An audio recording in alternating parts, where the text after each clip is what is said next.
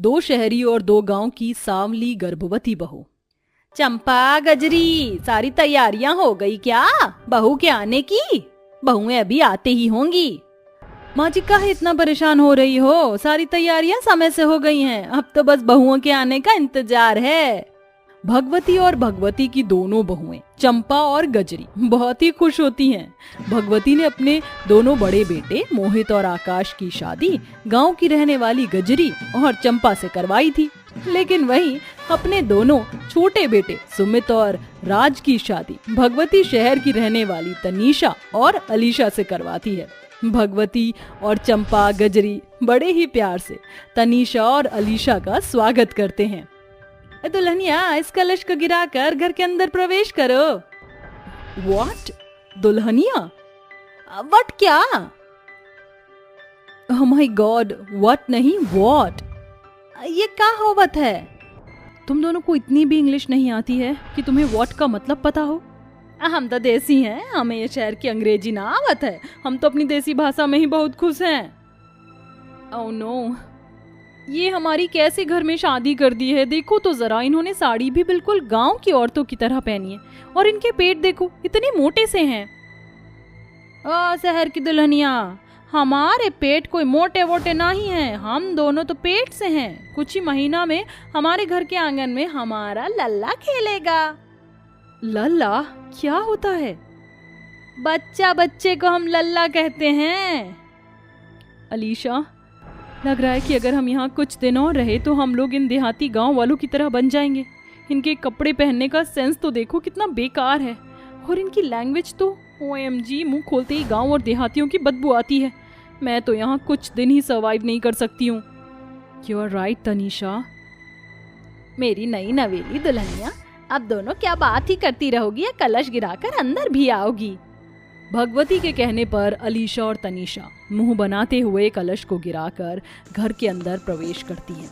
अलीशा और तनीषा दोनों ही शहर की मॉडर्न लड़कियां होती हैं, जिन्हें मॉडर्न लाइफ ही जीनी पसंद थी।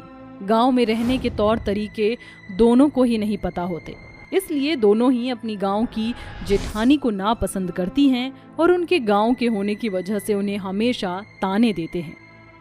छी, ये क्या खा रही हो तुम दोनों?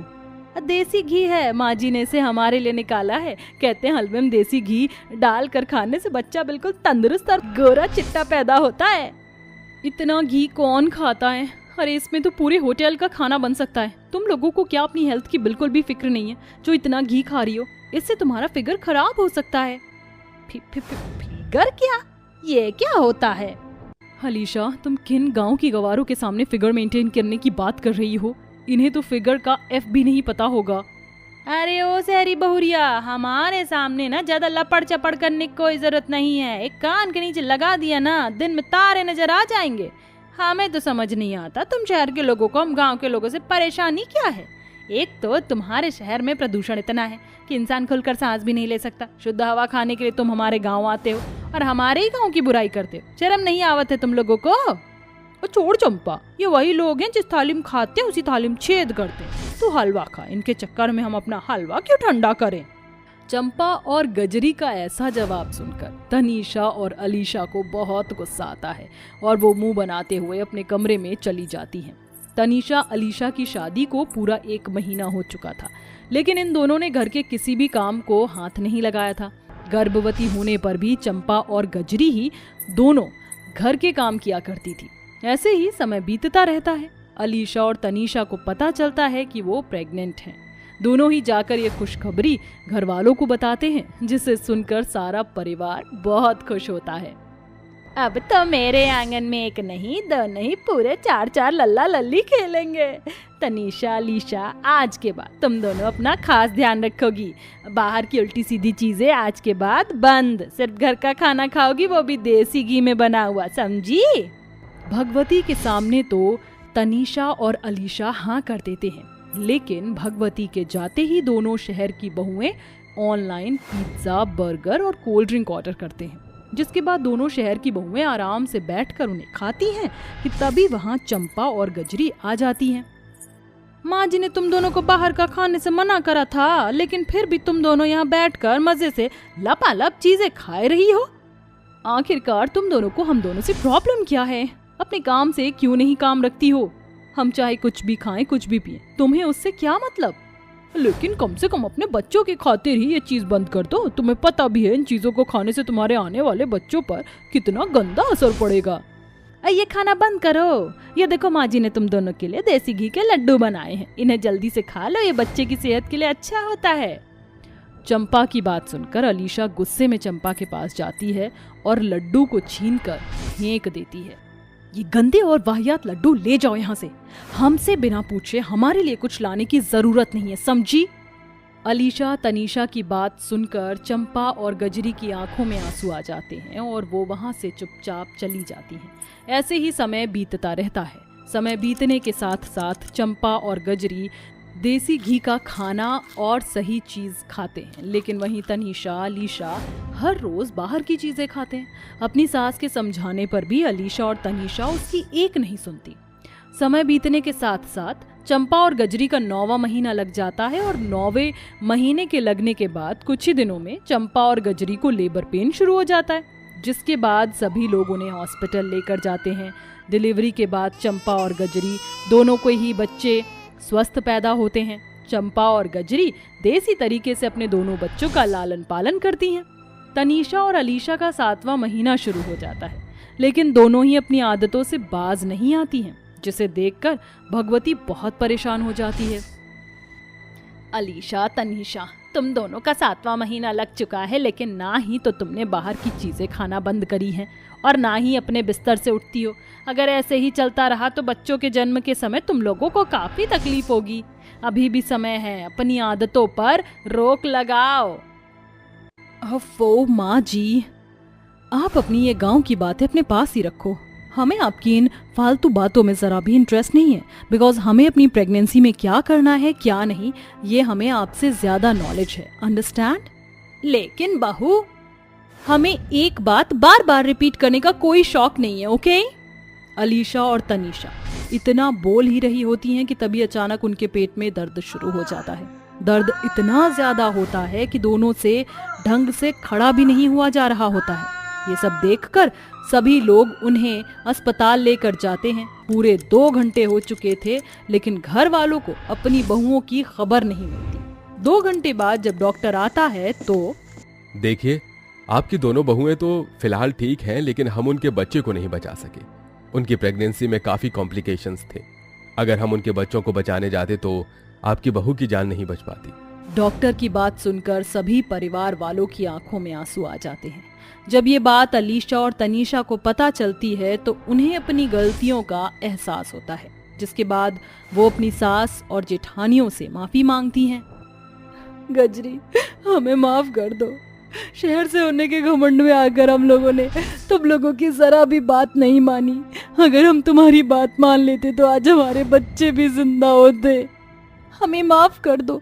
हमारी गलतियों के कारण हमने हमारे बच्चों को खो दिया, हमेशा हमेशा के लिए। जो हुआ उसे भूल जाओ, होने को कौन रोक सकता है। हमारे बच्चे भी तुम्हारे बच्चे ही हैं, तुम उन्हें भी माँ का प्यार दे सकती हो, बिल्कुल अपने बच्चों की तरह। और मुझे भगवान पर पूरा भरोसा है, तुम दोनों दोबारा जल्दी माँ बनोगी। चंपा और गजरी की बात सुनकर तनीषा और अलीशा की आंखों में आंसू आ जाते हैं। अब दोनों शहर की बहुएं सुधर जाती हैं और अपनी बहुओं के बच्चों का अपने बच्चों की तरह ख्याल रखती हैं। सॉरी बेबी, आने में लेट हो गया। मुझे नहीं चाहिए तुम्हारा ये सॉरी वॉरी, अपना सॉरी अपने पास ही रखो। सॉरी बेबी, मैं आइंदा पक्का लेट नहीं आऊंगा। ये देखो मैं तुम्हारे लिए क्या लाया हूँ। अरे, ये तो वही नेकलेस है जो मुझे उस मॉल में पसंद आया था, लेकिन तुमने ये कब लिया? ऐसा कभी हो सकता है कि मेरी बीवी को कुछ पसंद आया हो और मैंने ना लिया हो? लेकिन ये तो काफी महंगा था। लेकिन तुमसे महंगा नहीं, मैं तो तुम्हारे लिए चांद तारे भी तोड़ कर ले आऊं। मैं तुमसे बहुत प्यार करता हूँ, मैं तुम्हारी हर खुशी को पूरा करूंगा। चाहूंगा बस तुम मेरा साथ हमेशा देना। रॉनी रूबी से बहुत प्यार करता था। रॉनी शहर के सबसे बड़े परिवार का इकलौता लड़का होता है। रॉनी के लिए रूमी का प्यार सच्चा था, लेकिन रूमी रॉनी को सिर्फ पैसे के लिए यूज कर रही होती है। जहां रोनी रूमी से शादी करने के सपने देख रहा था, वहीं दूसरी तरफ रोनी की माँ आस्था भी रोनी की शादी के लिए लड़कियां देख रही थी। इसलिए वो पंडित जी से मिलने मंदिर जाती है, जहां वो देखती है कि ये लीजिए अम्मा। बेटी, तू हर महीने आकर हम गरीबों के लिए ये भंडारा करवाती है, जिससे हम गरीब पेट भर कर खाना खाते हैं। भगवान तेरा भला करे। माँ जी, आप ऐसा मत कहिए, खिलाने वाले हम नहीं बल्कि वो भगवान हैं। अनुष्का को गरीबों को खाना खिलाता देख और उसकी बातें सुन अनुष्का आस्था को पहली ही नजर में पसंद आ जाती है, जिसके बाद वो अनुष्का के बारे में पंडित जी से बात करती है। पंडित जी, ये लड़की कौन है? जैसी मुझे मेरे बेटे के लिए पत्नी और अपने लिए बहू चाहिए थी, वैसी है ये लड़की। मैं तो इसी लड़की को अपने घर की बहू बनाना चाहूंगी। आस्था जी, इस लड़की का नाम अनुष्का है। बड़ी ही प्यारी बिटिया है, अपनी माँ की इकलौती बेटी और सर्वगुण संपन्न भी है। घर के सारे काम काज अच्छे से जानती है, लेकिन एक छोटी सी समस्या है कि ये एक गरीब परिवार से है। तो क्या हुआ पंडित जी, अब तो अनुष्का ही मेरे घर की बहू बनेगी। इतना कहकर आस्था वापस अपने घर आ जाती है। रोनी के घर पर पहुंचते ही आस्था उसे सारी बात बताती है, जिसे सुनकर रोनी कहता है, माँ, आप मुझसे बिना पूछे मेरी शादी ऐसे कैसे किसी के साथ भी तय कर सकती हो? मैं आपकी मनपसंद लड़की से शादी नहीं करूंगा। मैंने अपने लिए लड़की पसंद कर ली है और मैं उससे ही शादी करूंगा। कौन है वो लड़की? रूमी। क्या रूमी? मैंने तुझे कितनी बार कहा है उस लड़की से दूर रहे। वो तुझसे कोई प्यार व्यार नहीं करती, वो सिर्फ तेरी जायदाद पर कब्जा करना चाहती है। माँ, आपको कोई हक नहीं है रूमी के बारे में ये सब कहने का। मैं शादी करूंगा तो रूमी से ही करूंगा, वरना किसी और से नहीं। अगर तूने रूमी से शादी कर ली तो तुझे इस जायदाद में कुछ नहीं मिलेगा। भूल मत, तेरी शादी के बाद ही तुझे ये जायदाद मिलेगी। आस्था की बात सुनकर रोनी परेशान हो जाता है। वो ये सारी बात जाकर रूमी को बताता है। रोनी, ये तो बहुत बड़ी प्रॉब्लम है। अगर तुम उस लड़की से शादी नहीं करोगे तो तुम्हारे हाथ से सारी दौलत निकल जाएगी। रूमी, मुझे कोई दौलत नहीं चाहिए, मुझे सिर्फ तुम चाहिए। मैं तुम्हारे साथ 2 सूखी रोटी खाकर भी जिंदगी गुजार लूंगा। तुम तो गुजार लोगे, लेकिन मेरा क्या होगा? रोनी, लेकिन तुम खुद ही सोचो, उस जायदाद पर तुम्हारा हक है, ना कि किसी और का। तुम एक काम करो, तुम उस लड़की से शादी करो। शादी करने के बाद प्रॉपर्टी तुम्हारी हो जाएगी, उसके बाद तुम उसे डिवोर्स दे देना। रोनी रूमी के प्यार में अंधा होकर शादी के लिए हाँ कर देता है और कुछ ही हफ्तों में रोनी और अनुष्का की शादी हो जाती है। शादी होने के बाद आस्था सारी जायदाद रोनी के नाम कर देती है और शादी के अगले दिन होते ही रोनी डाइवोर्स पेपर ले जाकर अनुष्का को दे देता है। ये क्या है? खुद ही देख लो, ये डिवोर्स के पेपर हैं। मैंने इन पेपर्स पर साइन कर दिया है, तुम भी जल्दी से साइन कर दो और ये शादी यहीं खत्म करो। लेकिन आप मुझे डाइवोर्स क्यों दे रहे हैं? मुझसे कोई गलती हुई है क्या? तुमसे कोई गलती नहीं हुई है, मैंने शादी डिवोर्स लेने के लिए की थी। अनुष्का, मैं तुमसे नहीं, मैं किसी और से प्यार करता हूँ, लेकिन मैं तुमसे शादी नहीं करता तो मेरी माँ ये जायदाद मेरे नाम कभी भी नहीं करती, इसलिए मुझे तुमसे शादी करनी पड़ी। तू पागल हो गया है? ये तू क्या कर रहा है? तूने एक बार भी सोचा कि अगर तू अनुष्का को तलाक दे देगा तो उसका क्या होगा? उसकी तो जिंदगी बर्बाद हो जाएगी। माँ, आप ये क्या कह रही हैं?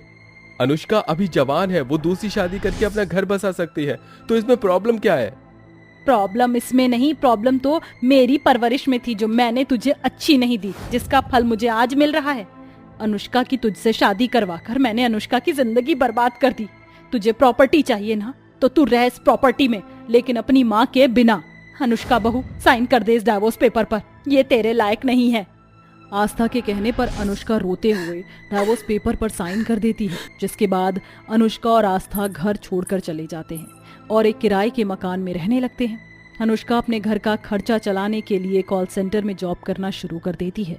अनुष्का का सपना बचपन से ही सीए बनने का होता है, लेकिन पैसों की कमी के चलते वो अपना सपना पूरा नहीं कर पाती।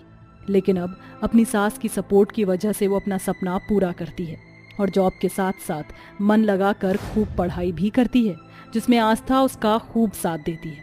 वहीं दूसरी तरफ रोनी और रूमी एक साथ रहते हैं। रोनी रूमी से अक्सर शादी के लिए कहता था, लेकिन रूमी हमेशा शादी करने से मना कर देती।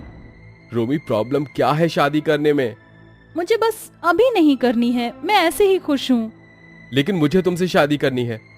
रोनी और रूमी की लड़ाई इतनी बढ़ जाती है कि मुझे तुमसे शादी नहीं करनी है, मैं सिर्फ तुम्हारे साथ तुम्हारे पैसों के लिए थी, लेकिन तुम तो मेरे सर पर ही चढ़ गए हो। क्या तुम्हें मुझसे नहीं मेरी दौलत से प्यार था? इसका मतलब माँ बिल्कुल ठीक कह रही थी कि तुम मुझसे प्यार नहीं करती, सिर्फ मेरी दौलत पर कब्जा करना चाहती हो। अरे मैं ही पागल था जो तुम्हारे लिए अपनी माँ अपनी पत्नी को छोड़ दिया। तुम्हें पैसे ही चाहिए ना, तो ये लो पैसे, ये सारे पैसे उठाओ और यहाँ से दफा हो जाओ, और आइंदा मुझे कभी भी अपनी शक्ल मत दिखाना। रूमी उन सारे पैसों को उठाती है और वहां से चली जाती है, जिसे देखकर रोनी को बहुत दुख होता है। अब रोनी अपने इतने बड़े घर में सिर्फ अकेला रह गया था। रोनी अपनी माँ और पत्नी को ढूंढने की बहुत कोशिश करता है, लेकिन वो उसे नहीं मिलते। जहाँ एक तरफ रोनी की जिंदगी पूरी तरह से तबाह हो चुकी थी और वो अकेला रह गया था, वहीं दूसरी तरफ अनुष्का की मेहनत रंग लाती है। अनुष्का बहुत अच्छे नंबर से अपने एग्जाम को क्लियर करती है और एक सीए बन जाती है।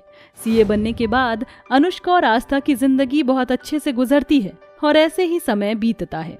एक इंटरव्यू के दौरान अनुष्का को टीवी पर दिखाया जाता है। टीवी पर आने की वजह से रोनी अनुष्का को देख लेता है, जिससे उसे अनुष्का के घर का पता चल जाता है, जिसके बाद रोनी फौरन अनुष्का के घर के लिए निकल जाता है। रोनी, आप यहाँ? वो भी ऐसे अचानक? अनुष्का मुझे माफ कर दो। मैंने तुम्हारे साथ जो भी कुछ किया वो बहुत गलत किया। प्रॉपर्टी और प्यार के धोखे में मैंने तुम्हें और अपनी माँ को खो दिया। जिस लड़की के लिए मैंने तुम लोगों को छोड़ा था, वो लड़की सिर्फ पैसों के लिए ही मेरे साथ थी। वो लड़की मुझसे नहीं बल्कि मेरे पैसों से प्यार करती थी। आप दोनों प्लीज मुझे माफ कर दीजिए, मुझे मेरी गलती का एहसास हो चुका है। रोनी की आंखों में पश्चाताप के आंसू देखकर अनुष्का और आस्था रोनी को माफ कर देती हैं, जिसके बाद रोनी और अनुष्का दोबारा शादी करते हैं और खुशी खुशी अपनी जिंदगी जीते हैं।